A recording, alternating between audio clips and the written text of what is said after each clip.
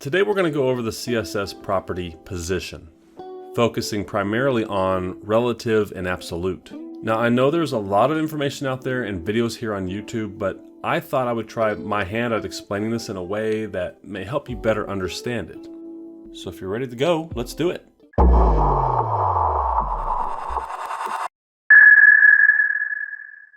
Here's the layout that I've got for you today. I've got a nice looking backyard.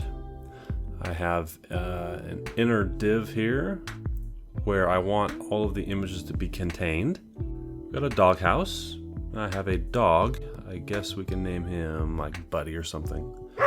Here we have a cat and we have a shoe, and then last but not least we've got a bowl of dog food that we would eventually like to get our dog over to because he's hungry. Now let me turn on this pesticide Google Chrome extension so you can see how each image is equally spaced apart. And now let me take you over to the HTML file. We've got the inner div here. I give it a class of yard with 5 images. And in the CSS, we have our reset at the top. We've got background images and display flex down here at the bottom of the yard to keep everything nice and centered. All right, so we want to get the dog over to the dog food. So how will we normally do that? Well, first we would have to target the dog class and maybe put a little margin left. Shift it over like 200 pixels maybe. Well, so the dog did move 200 pixels from the left, but it also caused the other images to move. And that's not exactly what we want. Well, let's change this to 400 pixels and see again. Yep, they all moved, so that's not what we want.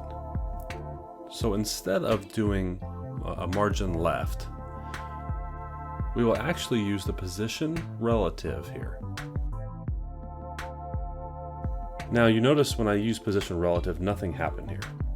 And when we inspect the element, scroll down here a little bit, make sure we're on the dog, okay. We find the left here says 0 pixels. And then, where is it? There, the top, 0 pixels also. So that's the default, but since we didn't assign it a left value, it's not going to move, obviously. So let's add left and like 50 pixels. Okay, he moved a little bit, but notice that the other images did not move.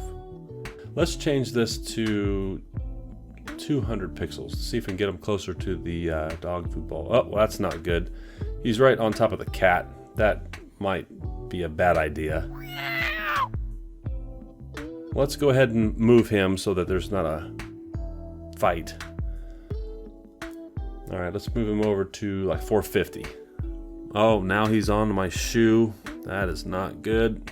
No, bad dog. All right, now let's try 700 pixels. There we go. Dog's at his dog food bowl, and he's happy. Now we can also do this. We can say from the top 300 pixels down, and there he is down there. The other images are unaffected. All right, let's get rid of all of this here. Let's show you that you can put in a negative 300 pixels. So from the starting point, he actually moves to the left. All right, let's put him in the doghouse at negative 350 pixels. There we go. Let's check out what happens when you absolutely position something. Let's save it. And you can see there's the image there. The cat is there with the equal spacing. So between the cat and the shoe, and between the shoe and the dog bowl, those are all spaced evenly, but the dog appears to have been taken out of the div and centered. So that's interesting. With position absolute, it takes it out of the normal flow of the page. So if we put left 0 pixels here, let's see what happens. Well, the image of the dog, Buddy is on the left side of the screen. He's not on the left side of the div as we thought he might be. And why is that? When you use position absolute, it tells the browser to position the element within the parent element that also uses a position property. And if it doesn't find one, then it will continue going up the hierarchy until it finds one, all the way back up to HTML if it can't find one. So since we want buddy to stay within the yard, we'll put position relative here in the yard class. Now let's see what happens. There he is, back inside the yard where he should be. Now let's go ahead and get him to get his dog food again. Left like 900 pixels. Nope, there's my shoe again. Let's try 1100. There we go.